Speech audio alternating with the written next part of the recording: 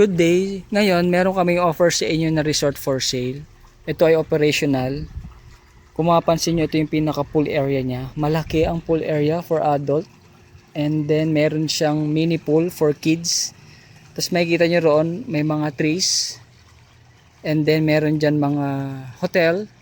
So, 1, 2, 3, 4, 5, 6, 7, 8. Hanggang 8 rooms. And then sa second floor niya, yan yung pinaka function room niya. Diyan kayo mag-take ng breakfast, dinner, lunch, or anything na bonding sa family. So ito ay malapit lang siya National Highway. Ayan yung area niya. I-play ko mamaya yung drone para mas makita niyo yung pinaka aerial footage. Tapos nandito yung pinaka shower room. And then merong comfort room sa labas. Tapos meron ditong pinaka lababo, laboratory. Ayan. Lapit lang ito sa mga beach resort kung gusto niyo magdagat. So mga 15 minutes sa beach resort na kayo. So yan. Ito yung surrounding ng area niya. Tapos punta tayo dito sa may hallway. Ayan. Kung naghahanap kayo ng peaceful at privacy na rin para hindi ganun ka-crowded, so perfect to para sa magbabakasyon. At the same time, kung mag-invest kayo dito, magkakaroon kayo ng income generating kasi ready to operation na siya. Ayan yung area niya. Ang ganda ng pagkakadesign. May mga trees. Ayan. So may mga cottage din dito. Ayan. Dito pwedeng parang isang buong family. Ayan, merong area rito. Tapos ito may mga cottage na rin siya. Maganda yung area niya. Tahimik lang. Ayan. So di kayo mag-worry kung sakaling may mga kids kayo dahil makikita nyo sa mata na malapit lang yung pool area. Tapos ito yung maganda rito. Parang may pathway siya na sa gilid ay mga trees. Ayan. Papunta na tayo ngayon sa accommodation. So meron ditong 7 rooms na pwedeng pag-check-inan. Sa taas niyan ay hallway or function room. Ayan siya. So from there, pwede pa maggawa ng lobby or anything na convenience store. Ayan. So ito, alang barangay road lang siya. Makita nyo. Gated property na yan syempre. Stainless. So ito yung papuntang National Highway. Napakalapit niya lang sa National Highway. Ayan. Diyan na yung National Highway niya. Tapos pag dito, ito yung papunta sa mga sikat dito sa Kabanggan na mga river na pwede nyo puntahan. So again, punta tayo dito sa property. Ayan. Ito yung pinaka entrance. Tapos sa left side na yung swimming pool. Ayan. Tapos sa right side naman yung accommodation. Maganda accommodation. Silipin natin mamaya yung mga room. Ayan. So ito malaki-laki rin to. Ayan, pwedeng maging office. So ayan, lobby. Ayan yung pinaka lobby niya.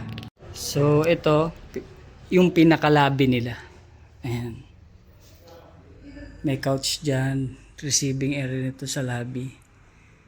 Tas from there, akit tayo sa function room. Ayan. So, second floor siya. Nilalagyan po lang namin ng Lawag. cover, white. Ang ganda. Laki. May billiard. May stand aircon na rin siya. Ideal din to sa rent per hour or event, no? Wedding, birthday, binyag, or company, team building. Ayan. Tapos from there, ito na yung may kitang view nyo. Andyan yung pool. Yung barangay road. Ayan, puntahan pa natin. So ma'am, ilang packs ang kasya rito, ma'am? 200 packs. 150 to 200 packs ang kasya. So pag nag-event kayo dito, ang kagandahan niya lang, ayan, malaki yung area niya. Tas may comfort room.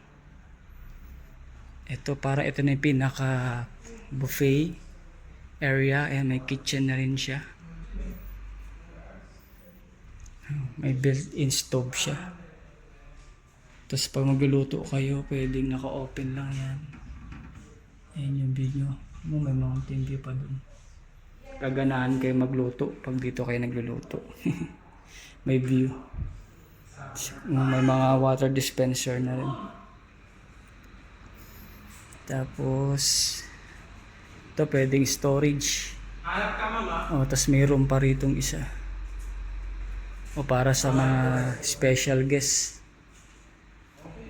Tapos may room din dito isa.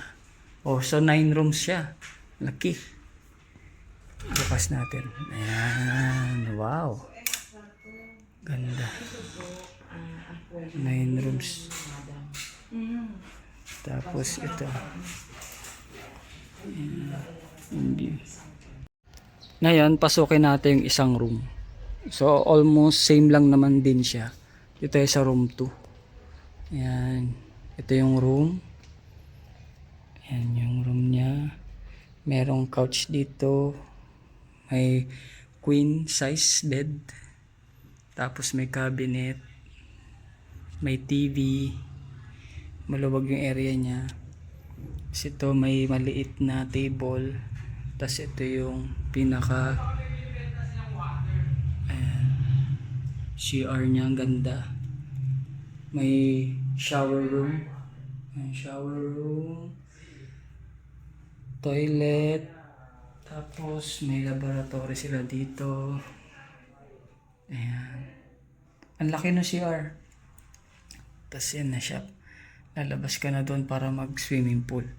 Luwag na area. Hindi siya masikip. Dito pwede ka pa dito mag extra bed.